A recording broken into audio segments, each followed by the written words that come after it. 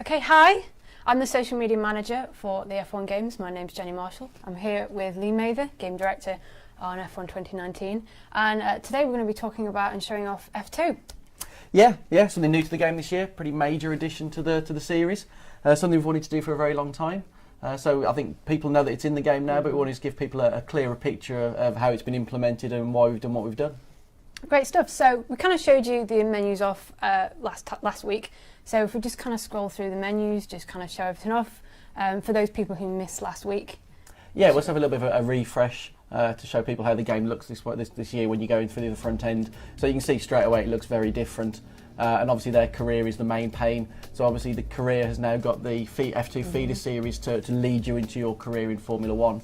So I'll just talk a little bit about how we've implemented that this year, because I think that's a really cool new thing that we've wanted to do for a long time, which was build a driver's journey. You know, we often say that a Formula One driver doesn't just rock up in Formula One and suddenly become famous and be well known. They've had a path before that, and they've formulated rivalries, and they've shown the skills that they've got, which have got them into the world of Formula One.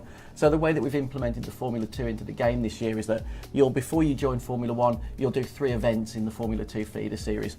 2 of those will be very much something's occurred, something's happening, you've got to make a comeback, you've got to work around an issue. And then the last one will be the final race of the season, the one where you're going for the championship. But the key reason why we did this was it's given us the opportunity to give the player 2 new rivals to fight against in those battles, in those races. One of them is a very antagonistic sort of character. He'll rub you up the wrong way. You know, he'll obviously ridicule you for your results. And then there's one who's obviously going to be a little more friendly and he's going to be your teammate. So as you see in Formula One, you know, when you arrive in the sport of Formula One, you'll already have that rivalry with those characters, and it becomes very personal. I mean, just through testing the game, a lot of people in the studio have said, you know, I really want to beat that guy. As soon as I get to Formula One, you know, all the other drivers on track, you know, you want to beat them, but that one person, you really do want to beat them. So could you remind people, some people might have heard of their names kicking about in some of the interviews that you've done, so could you remind me of their names? Yeah, so we've created these 2 guys, so there's Lucas Weber and Devon Butler, and you'll soon work out which one's which when you play the game. It's not something we're going to show this afternoon because we don't want to give too much of that away. It's really just it's the entertainment, the humour that's been injected into the 2 characters that we really don't want to give away yet. Fantastic. It's not only that, so obviously we've got 3 events and stuff that you can play through, like Lee talked about, in career mode, but that's not all. Obviously there is the full 2018 Formula 2 Championship that you can play through as well independently. So what we're doing is just kind of scroll through and I mean, you can see that straight away on the first page. So on the home page, you've got access instantly to the 2018 Formula 2 Championship. So as with the Formula 1, you know, we do it thoroughly, we do it correctly. So not only do we model all of the drivers and all of the teams correctly, we also have the rule set as in Formula 2. So we have the weekend structure that's correct. We also go as far as changing the structure for the Monaco weekend where they have the split qualifying. You know, so there's less cars on the track. So, you know, we've actually implemented Formula 2 thoroughly. It's again down to the point system and the changes to the tyre rules and things like that. So it's all very official, very authentic. And as you can see on the menu here, the game will ship with the 2018 Championship and will be post-launch adding in the 2019 season as well. And both will always be remaining game. But obviously for the career, you'll always go through from 18 to 19 because that's, you know, chronologically correct. Yeah, that's correct, isn't it? Yeah. So I know a lot of you have been talking about, you know, kind of when is the 2019 season coming? Is it going to replace the 2018 one? So Lee's just answered some of your kind of questions on that from there. So yeah, no, it's not going to be replacing it, the 2018 season. It'll be leading. You'll be able to pick both. So if you want to go through, shall we go through and have a look at what you can do? Yeah, I will just add though as well, I mean, to really complement that, one thing that's particularly cool is that you'll be able to use the Formula 2 content on any of the tracks in game as well. So it's not just on the tracks that are part of the Formula 2 calendar, it's part of the Formula 1 calendar as well, so you can race on any of the circuits. Nice. And also as part of the update to the 2019 season, we'll also be allowing the F2 content to be used in multiplayer. So it can already be used in all of the game modes, but we'll be opening it up to be available also in multiplayer. Nice. So shall we go ahead and have a look? Yeah, I'll get out there and I'll do some time trial, shall I? Yeah. That's probably safe. Talking and driving, I think we've seen where that goes some years. Yeah. So yeah, I think we should probably have a look at, I think the French Grand Prix is coming up next, so shall we? Okay, I shall, to be honest, I was playing a fair bit of that very recently while I was visiting MP Motorsport, so I shall pick their car. Nice. So if we go to France? Yeah, so I'm reasonably practiced on Paul Ricard at the moment. So Paul Ricard's a track as well that's had a bit of love this year as well. So we had some, obviously last year it was the first year it was on the calendar, and we built the circuit based on all the information we had, all the data. This year we've actually had some additional LiDAR data which has allowed us to more accurately reproduce some of the circuit, and also it's had a little bit of a visual uplift as well. So for those who don't know what LiDAR is, could you explain what kind of LiDAR is to people? It's yeah, I mean in layman's terms, the track gets laser scanned, so the level of accuracy is something that then we can translate straight into the game.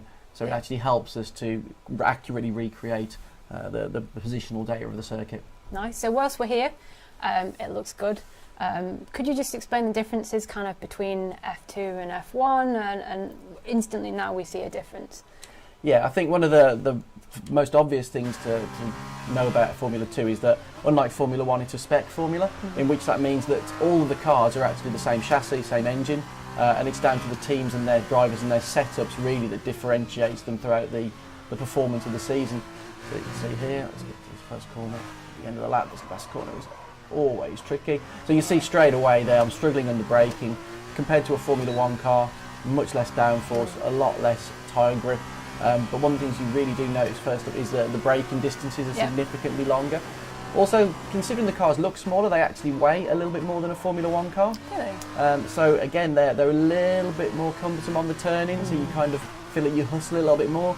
But then once you're in the turn, you feel like you've got a real sort of degree of adjustability in the chassis. You know, you can really fight that car and you know, hustle it around. But you can hear as well the engine noise is very different.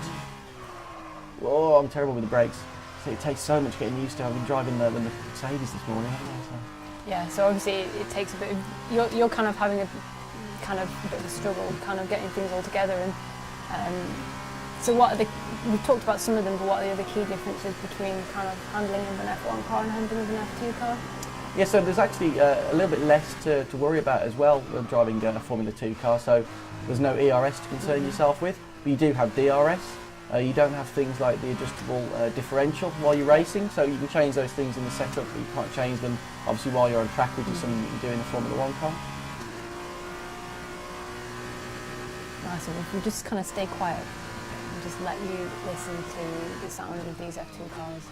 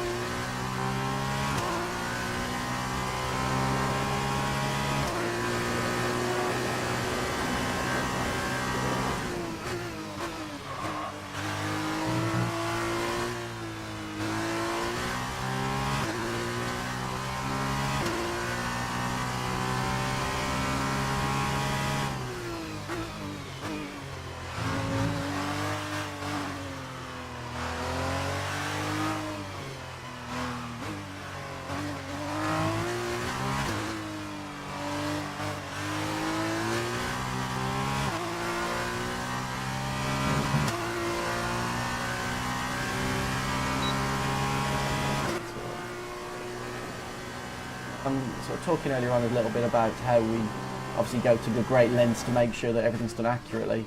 Another area that we have to concentrate on was obviously in the pit stops for the Formula 2 teams, because there's a significantly smaller number of mechanics in the pit lane, so it's very much a case of getting in touch with one of the teams and getting the opportunity to fully motion capture what the pit crew do as well. So kind of when did you do that? When was that kind of? Oh, that's something that the character guys managed to do pretty early last year. Towards the end of last year, I believe they were able to do that. It's been really great to work with the Formula 2 teams. I think they've really enjoyed the fact that their games, their sports getting showcased in the game, alongside Formula 1. It's a really cool thing for them to see as well. And so it's not just pit stops and kind of the F2 cars as well that's been brought in. It's not just that. It's the commentators as well. So we're on time trial at the minute, but you will hear Alex Jakes and Dave Valsecchi the amazing legends that are when you go into doing F2 races. So you can hear the delights of both of those. So it instantly makes it different. Instantly kind of changes the way that you play it and kind of experience it.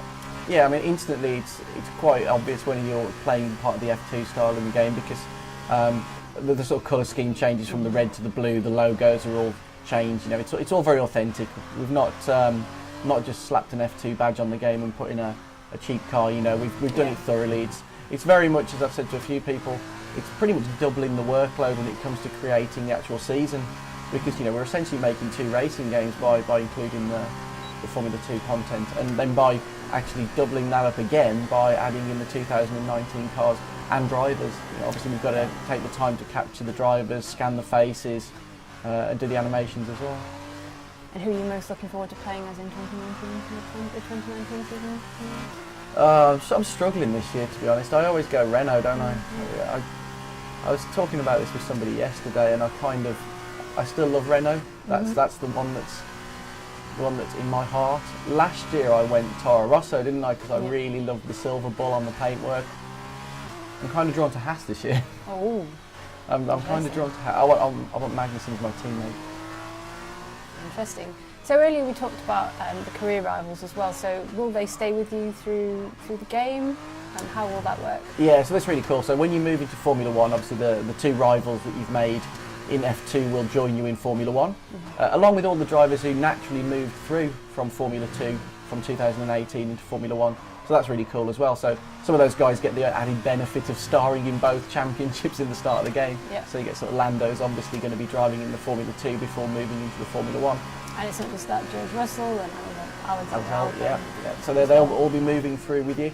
But yeah, so the 2 characters will come through with you. We'll obviously pick a team and they'll go and race against you for a period of time. Whether they stay in sport for the whole season or multiple seasons will obviously come down to their performance and the contracts with the other teams. So it could be that one of them, for example, moves into Grosjean's space at Haas and he's performing very badly, so they boot him out and Grosjean makes a comeback and takes the space back. So again, it sort of adds a little bit of variation to the season, so it's not the same career sort of season in and season out. It changes on a regular basis. Fantastic stuff.